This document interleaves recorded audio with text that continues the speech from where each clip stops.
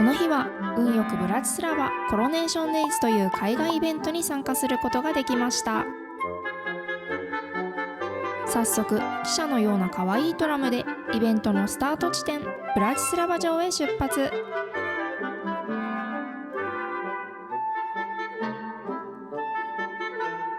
この日はクルーズ旅13日目。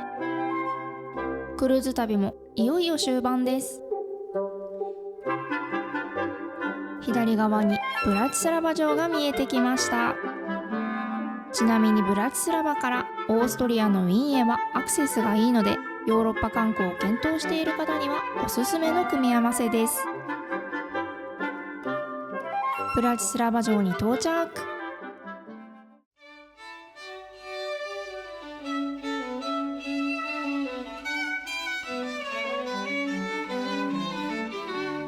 ブラチスラバ城は城の外壁が白い色調であることから通常白い城とも呼ばれています。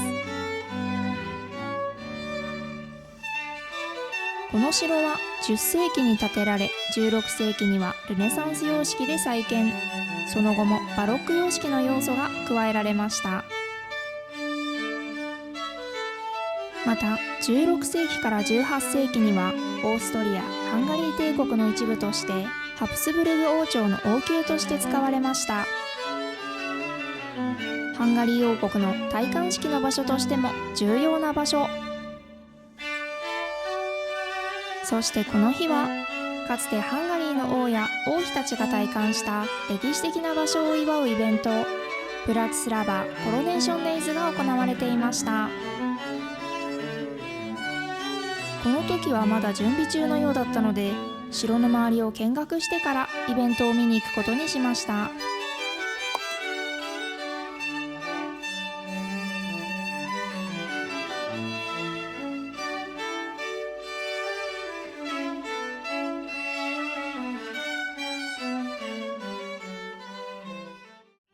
イベントのスタート地点は城の前ですが、一旦庭園へ向かうことに。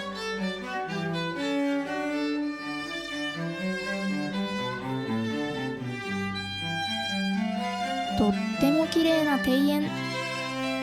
この庭園は17世紀後半にバロック様式で設計されました。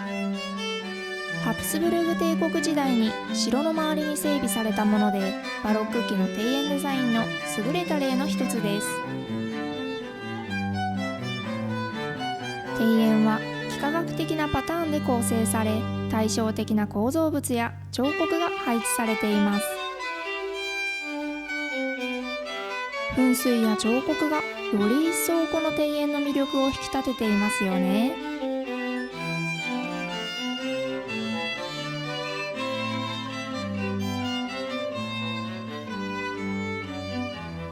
庭園を出ると外でイベントの準備をしていました。かっ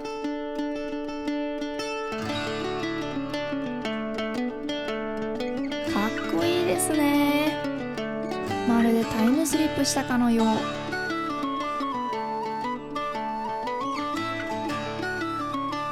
こちらにも古風な衣装を着ている方がたくさんいました。このイベントではパフォーマンスとして参加者は衣装を着用し、ブラチスラバの街を行進します。またステージ上では戴冠式や関連する儀式が行われます。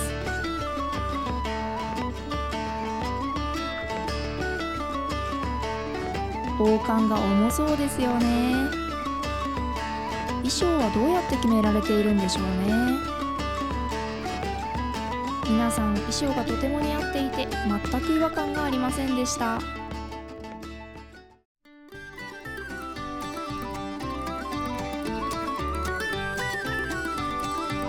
この日は本当に暑くて、皆さん日差しと厚手の衣装が大変そうでした。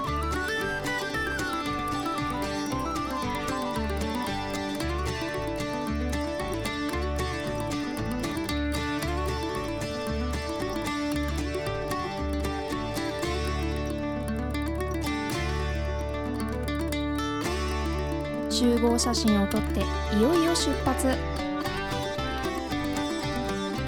何かのドラマの撮影みたいですよね。道化師の後ろに並んでパレードが始まります。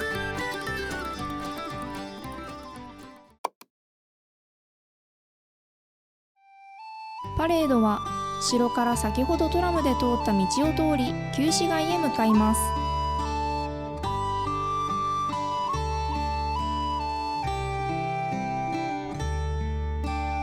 ブラチスラバはかつて城壁に囲まれた都市でした。手前奥に見える緑色の屋根の塔はミハル門という旧市街の入り口だった門の一つ。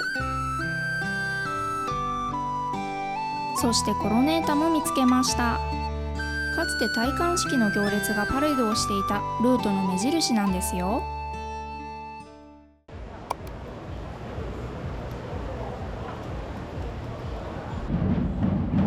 旧市街に着くとちょうどパレードが来ましたよ。せっかくなので現地にいる気分で映像をお楽しみください。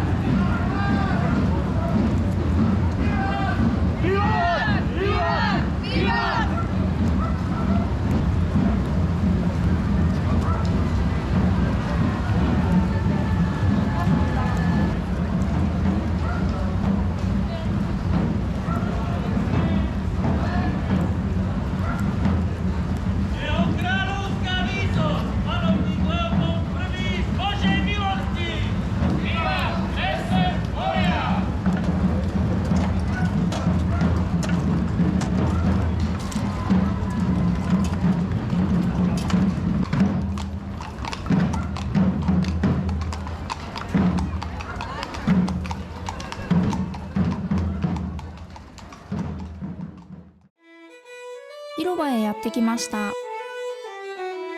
雨だけでなく時々雷も鳴り響いています。カッパもバッグに入れてくればよかったですね。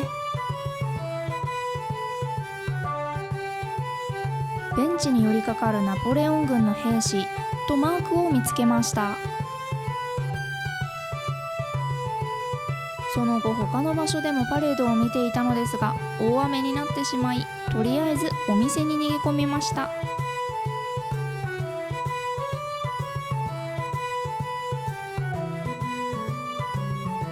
ふと気づくと目の前にはチュミル像。チュミルという名前で親しまれていますが、この名前はスロバキア語で覗くという意味のチュミルから派生しているんだそうです。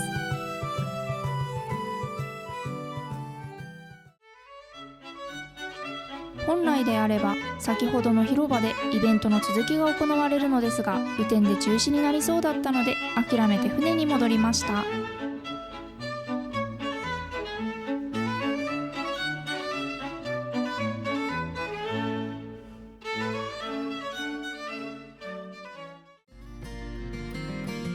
部屋に戻ってシャワーで体を温めた後、屋上へやってきました。もうすっかり晴れていますね。私たちもそろそろ出発。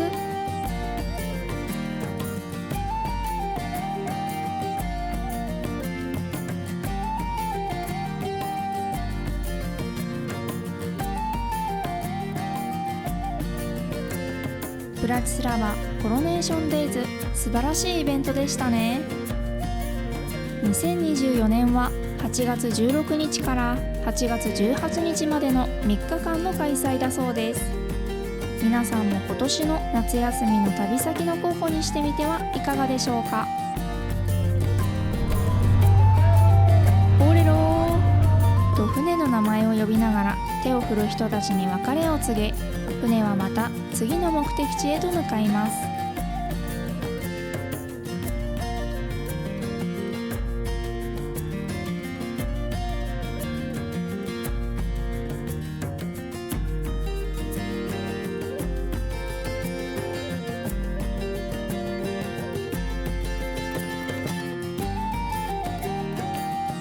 さて、ブラツラバの旅はここまで。次回はオーストリア・イブスの旅動画です。チャンネル登録、高評価ボタンお願いします。また次の動画でお会いしましょう。チュース。